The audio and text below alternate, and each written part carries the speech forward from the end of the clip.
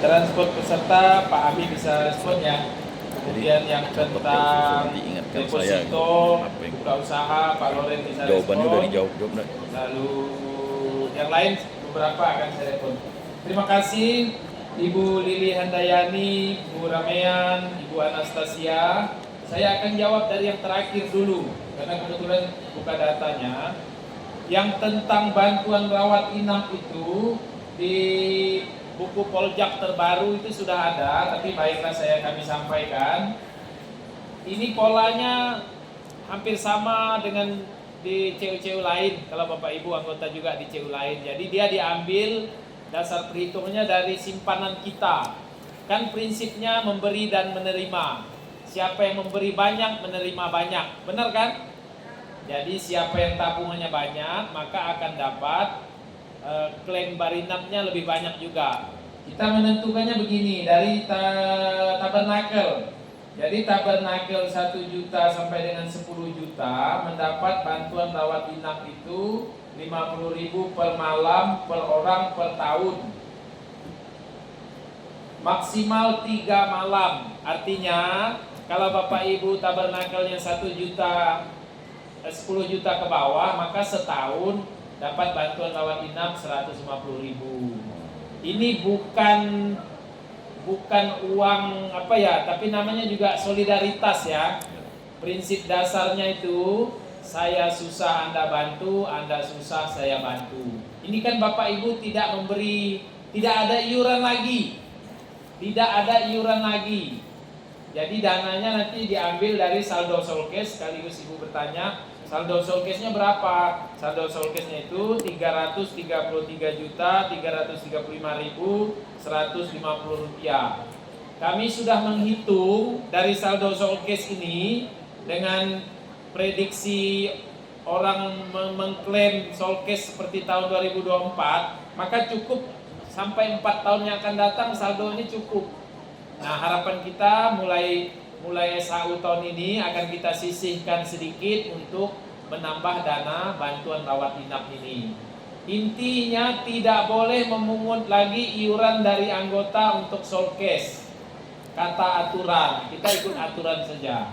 Kalau aturannya berubah ya kita ubah juga aturan. Jadi bantuannya kecil tapi Bapak Ibu tidak memberi lagi. Kalau dulu bantuannya besar, Bapak Ibu kita anggota membayar setiap awal tahun sebesar 50.000 kalau dulu solkes kan, sekarang tidak lagi.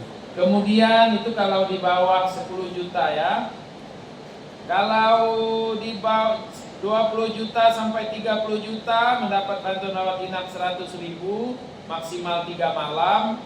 Lalu lebih dari 30 juta mendapat bantuan rawat inap 125.000 maksimal 3 malam. Bapak Ibu, kami menyadari apa yang Bapak Ibu rasakan sama dengan yang kami rasakan. Kita ini sama-sama anggota, tapi kami memikirkan kepentingan lembaga ini. Mau memberi besar, duitnya dari mana? Jadi mohon jangan diminta 500 lah, 300 lah. Kami mau aja, tapi duitnya dari mana? Itu sumbernya dari mana? Itu ya, jadi sementara dari hitung-hitungan dana yang ada dari saldo solkes tadi, lalu kemungkinan dapat dari penyisian SAU, maka sementara. Kalau makin besar dananya tentu kita akan naikkan, misalnya menjadi yang 75 jadi 150, yang 50 jadi 100 misalnya.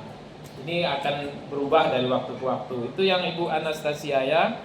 Lalu yang tentang Ibu Handayani, kalau solkes ditutup, lalu bagaimana dengan anggota yang meninggal? Nah ini beda Bu.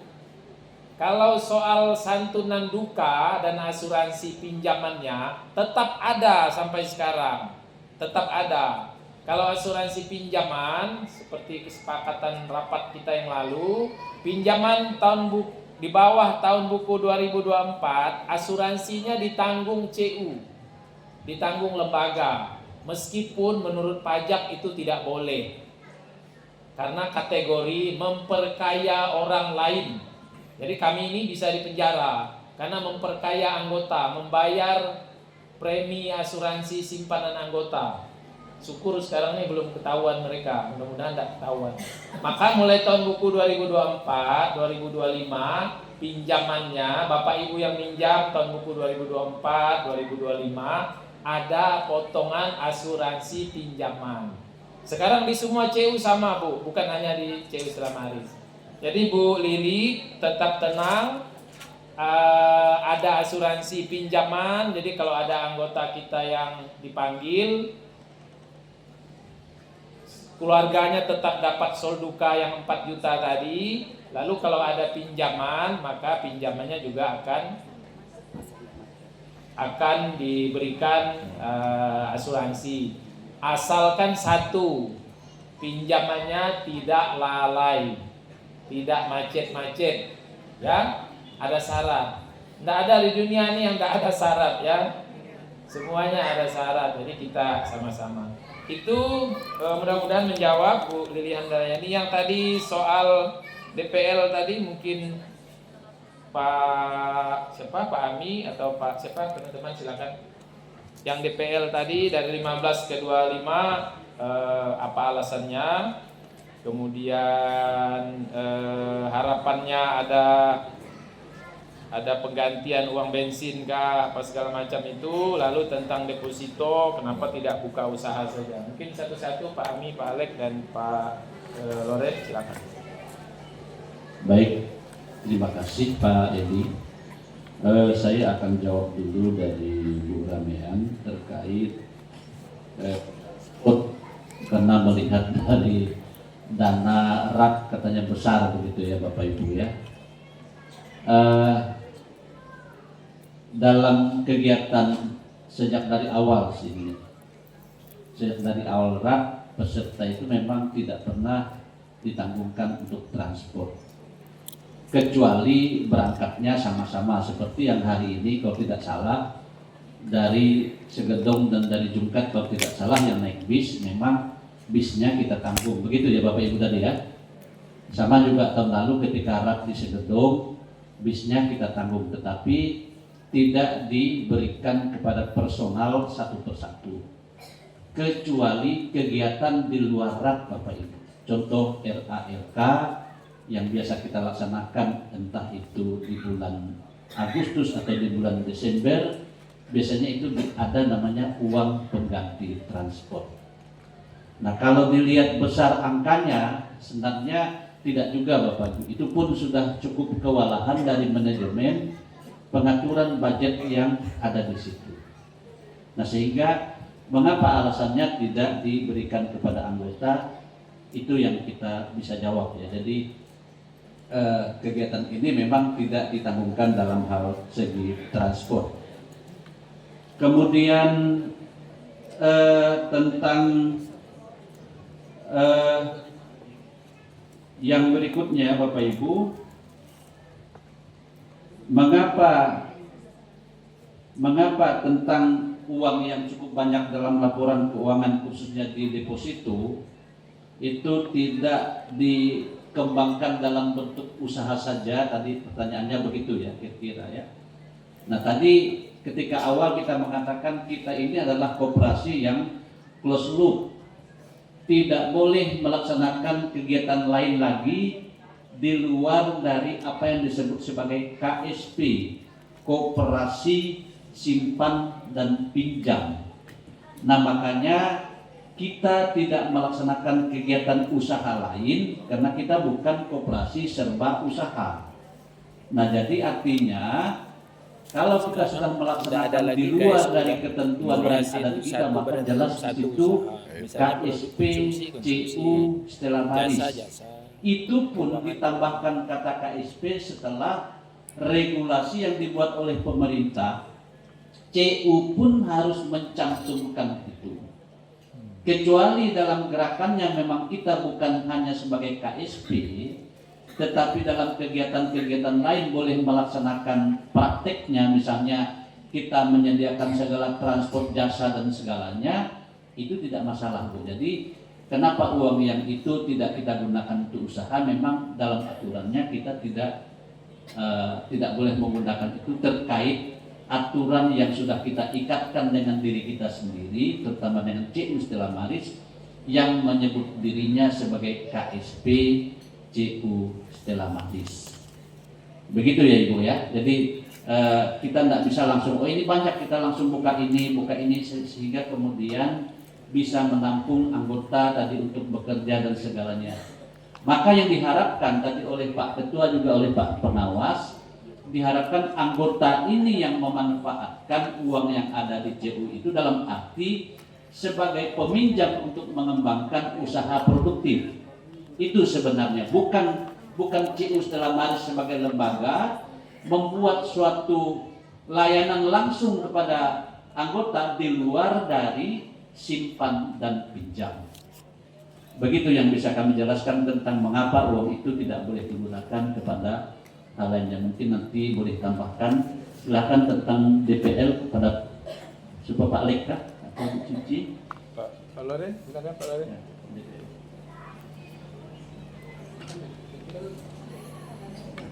Oke. Kalau saya juga Oke ya, makasih.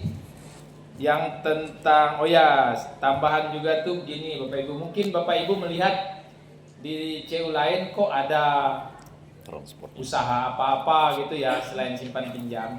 Nah, kalau kita sekarang aturan dari pemerintah itu satu koperasi itu hanya boleh ada satu usaha tunggal. Kalau jasa keuangan, kalau konsumen, produsen, simpan pinjam. Kalau mau buat usaha lain maka koperasinya membuat koperasi baru lagi. Nah, di gerakan ini kita anggota Puskop Cuina dengan anggota 46 CU tersebar di seluruh Indonesia. Kita sepakat kita tidak membuat usaha lain selain usaha simpan pinjam. Jadi CU-CU dalam gerakan ini komitmen untuk tidak membuat PT, membuat CP, membuat apapun dari dana lembaga yang ada. Karena apa? Kita punya pengalaman buruk di masa lalu. Di masa lalu ini, CU ini kan sudah lama nih. Dulu ada CU yang buat pom bensin, ada CU yang buat supermarket. Apa yang terjadi? Bangkrut. Bangkrut siapa yang rugi? Anggota. Nah itu ya Bapak Ibu ya. Maka kami di 46 CU anggota ini ada benderanya banyak nih. Sepakat tidak akan membuat usaha lain. Ini ada saksi sejarah, ada Pak Cale sini senior kita pendiri CU, pengurus Puskop juga yang selama ini ada dan beberapa yang lain. Jadi itu kesepakatannya ya, tambahan saja. Lalu yang tadi DPL kenapa dinaikkan? Bapak Ibu, sebenarnya penggunaan terbesar dana pengembangan lembaga ini untuk aplikasi SCT kita. Di tempat lain, di CU lain, saya yakin di sini ada anggota di CU lain di Kota Pontianak ini, dipungutnya jauh lebih besar, 5.000 per orang per bulan, setahun 60.000. Kalau kita hanya 25.000 saja, kecil sekali, jauh kecil. Yang sebagian kita biayakan dari lembaga dan juga memang biaya aplikasi kita itu murah. Kenapa murah? Karena ditanggung 46 CU. Kalau CU lain itu ditanggung CU-nya sendiri bermiliar-miliar. Nah kita tidak mampu, maka kita kerjasama dengan banyak CU. Ada Pak Tony, manajer IT di Puskop ini. Nah kita bersama-sama dengan CU-CU lain seluruh Indonesia, ini ada bendera-benderanya. Maka kita buat aplikasi yang jauh lebih murah. Itu sebabnya kenapa dinaikkan yang dana pengembangan lembaga dari 15 menjadi 25.000. Itu mungkin ada tambah lagi Bu YM? Cukup ya? Balik? Oke, makasih. Saya kembalikan ke pimpinan rapat. Bagaimana Bu Andayani, Bu Ramean, dan Bu Anastasia? Bisa dipahami ya? Ya, kita beri aplaus kepada penanya dan pengurus yang menjawab.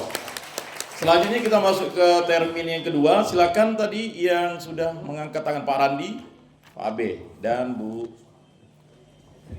Sri. Silakan Bu Sri. Ya, tadi mengangkat tangan, silakan. Berdiri Bu. Ya, nama saya kenal teman-teman. Ada yang belum kenal katanya Bu. Masa Sri nomor biar saya 23. TP Bu?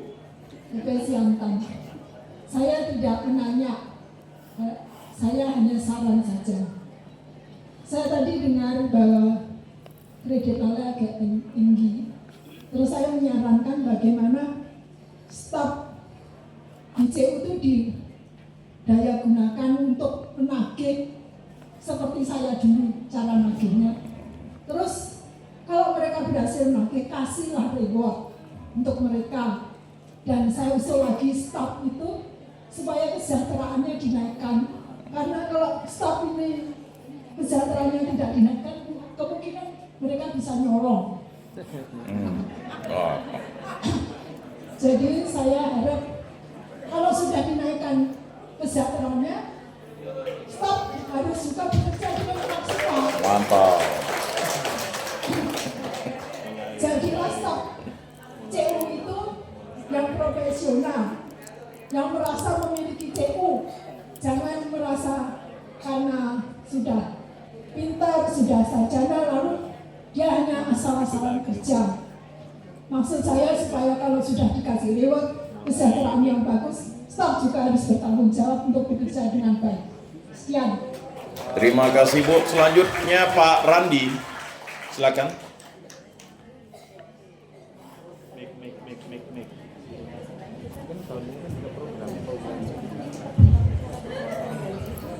Terima kasih, selamat sore. Sore. Nama saya Ignatius Randi, PP Siantan nomor BA 144. Ada dua hal yang mau saya kemukakan, satu pertanyaan, satu saran. Saya mulai yang saran pertama. Seperti kita ketahui anggota semuanya sudah tahu dan barangkali sudah melaksanakan, yaitu soal denda keterlambatan membayar hutang.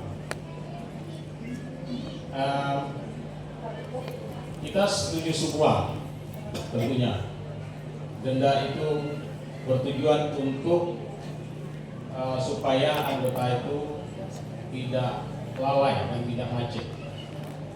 Namun yang mau saya sarankan di sini, pemberlakuan denda itu sendiri. Saya menyarankan begini, apabila angsuran bunga pinjaman anggota itu misalnya jatuh temponya tanggal 15, kalau boleh diberi batas toleransi 10 hari setelah tanggal 15 itu. Pertimbangannya begini, pertimbangannya karena anggota ini sumber penghasilannya bermacam-macam. Ada yang pengusaha, ketiga pengusaha tidak punya itu. Ada yang pegawai negeri, ada yang pekerja lepas, ada yang tukang, ada yang bermacam-macam. Lalu dia gajian itu juga bervariasi tanggal penerimaan gajiannya. Nah, jika pegawai negeri itu dipastikan tanggal 1 sudah terima gaji. Kalaupun dia membayar angsurannya tanggal 5, tidak kena denda. Nah, saran saya tadi itu mohon dipertimbangkan kalau boleh batas toleransi 10 hari dari tanggal jatuh tempo dia. Saya kira ini juga merupakan salah satu perhatian lembaga terhadap anggota. Daripada dia biasanya jatuh tempo 15, dia membayar 16 langsung didenda. Begitu seterusnya, barangkali dia bulan berikutnya seperti bulan ini, jadi numpuk dendanya itu. Lumayan 4%, ya kan? Itu saran yang pertama. Dengan pertimbangan itu tadi, penghasilan para anggota itu bervariasi, pekerjaannya bervariasi. Lalu yang kedua, pertanyaan. Karena saya tidak sempat mengikuti rapat anggota khusus, kalau tidak salah 2 kali selama sebelum rapat ini, tapi pembahasannya juga saya tidak tahu apakah menyangkut program atau bagaimana. Seperti kita katakan tadi, kita di tahun 2024 memiliki 2 kantor pelayanan. Itu di Ambawang dan di apa guys? Yang di Danau Sentarum.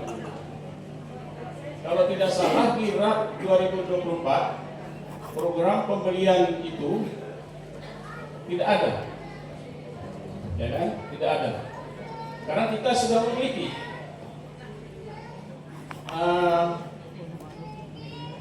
Mungkin mohon penjelasan bagaimana proses kepemilikan 2 gedung itu. Apakah memang ada dalam program atau karena ada sitaan begitu. Kalau dia sitaan dari anggota yang meminjam, ini ada kaitannya dengan pemberian kredit dengan jumlah besar. Jadi perlu diwaspadai strategi-strategi yang semacam ini.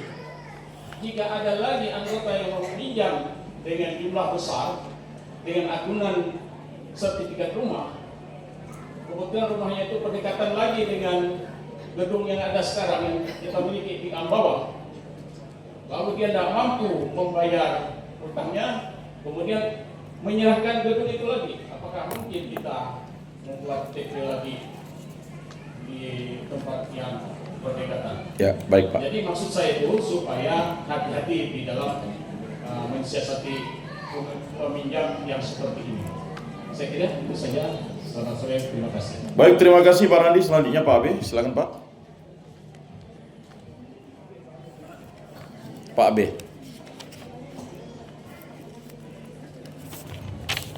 Oke, terima kasih. Nama saya Herman Sabe, DP Siantan, nomor BA 1588. Saya hanya mengoreksi saja di halaman 23. Beberapa kali disebut misalnya aset tahun 2024 itu 149, tapi yang tertera di sini 148, jadi 1 miliar selisihnya. Mana yang benar begitu? Saya sampai catat yang ditayangkan tadi 149, tapi di buku ini 148. Jadi bedanya 1 miliar. Kemudian yang kedua, saya tidak tahu siapa yang membuat slide tadi itu, kok bisa keliru gitu tahunnya. Tadi 24, 23, 24, itu kan sebenarnya ya tidak perlu keliru lah kalau memang itu dibuat dengan seksama. Kemudian untuk kita semua, saya pikir tadi di laporan ketua pengurus yang dikeluarkan itu ada 2.000-an orang. Nah ini terjadi sebenarnya bukan mau-maunya pengurus ya. Ini terjadi karena kita sebagai anggota, maka harapan saya khususnya sebagai penasihat kepada kita semua yang hadir di sini, terutama para anggota yang mengenal anggota-anggota kita yang belum lunas simpanan pokoknya, yang mungkin dari 20-an tahun yang lalu jadi anggota tetapi belum lunas-lunas. Nah, dengan kesempatan diturunkannya simpanan pokok menjadi 100.000 ini kan ya tidak terlalu sulit. Sekarang mungkin bisa dicicil 25.000 4 bulan ya mungkin bisa selesai itu. Jadi harapan kita semua supaya anggota kita ini bertambah, jangan makin berkurang. Sebenarnya idenya ini kan lama sebenarnya, tapi karena dengan regulasi dari pemerintah mau tidak mau pengurus mengambil langkah-langkah untuk mengeluarkan itu tadi. Tapi sifatnya sementara tadi. Jadi kalau masih ada yang dikenal di antara kita, mungkin keluarga kita, tetangga kita, atau siapa saja, bolehlah diingatkan mereka untuk menabung kembali. Karena tadi dari stand up tadi itu dikatakan banyak sekali manfaat CU ini.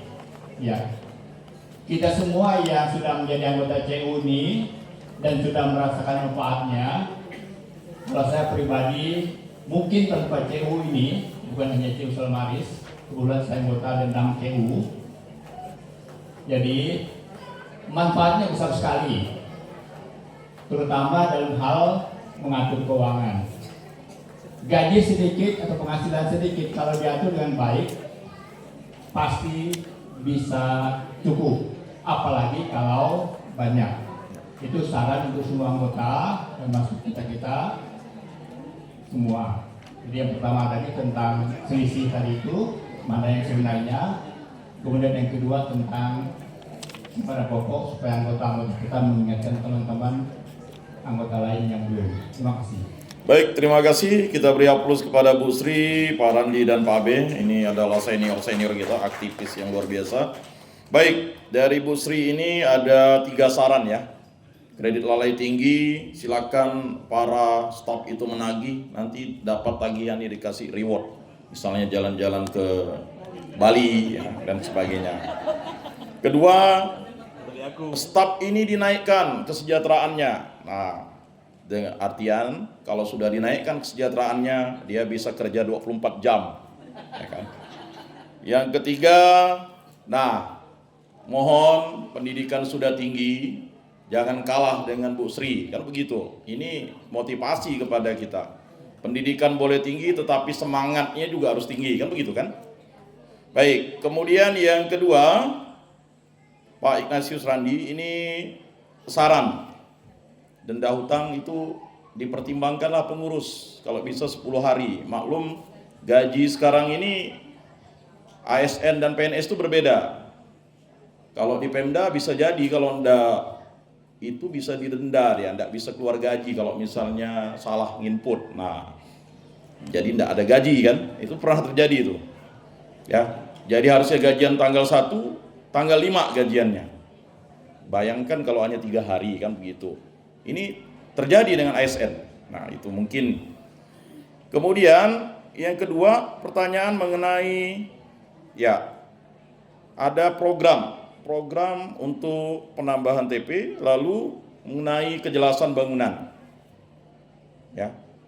Hati-hati dengan bangunan yang diakuisisi lah bahasa kerennya ya. Karena dia tidak mampu untuk membayar pinjaman lalai, ya udah ambil rumah saya saja kan begitu.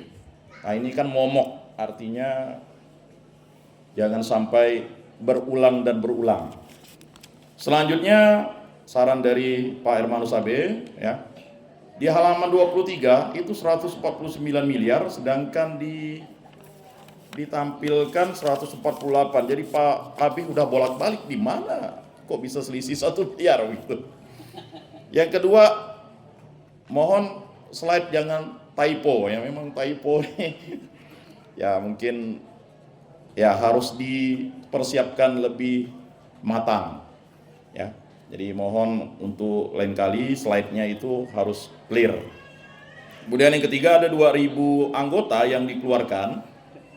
Mohon kepada kita semua anggota ya, karena ini ada kesempatan untuk mengembalikan mereka menjadi anggota. Ini sangat susah mencari anggota.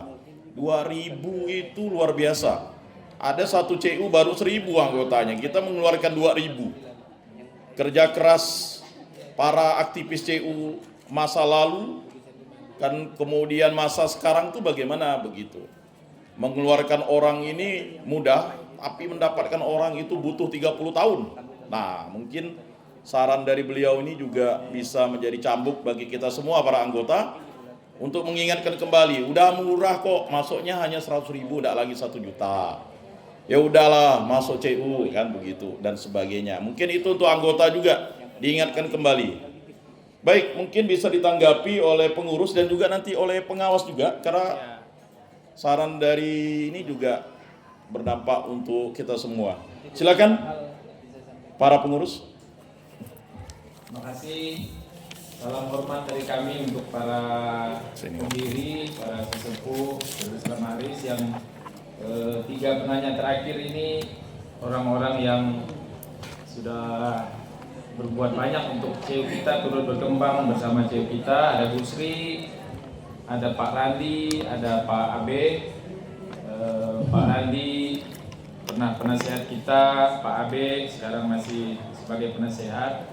Yang pertama, kami dengan senang hati menerima masukan-masukan, saran-saran yang disampaikan Bapak Ibu tadi. Tentu ini untuk kebaikan CEU Islam Aris. Misalnya soal asas kehati-hatian dalam pemberian pinjaman, itu yang makin hari makin kami kedepankan. Jadi sangat berhati-hati dalam pemberian pinjaman. Saya ingin respon dari yang terakhir, yang tadi itu Pak Abe, di data halaman 23 ini 148,99 sekian miliar. Nah, di sambutan tadi sengaja saya naikkan jadi 149. Karena kan kalau dibulatkan 99 ini menjadi 9 juga 8-nya gitu, supaya enak mendengarnya juga. Kalau bisa 160 kan enak mendengarnya juga, atau 150. Itu ya. Jadi yang benar data di halaman, yang benar detil data di halaman 23 ya, aset itu. Ya.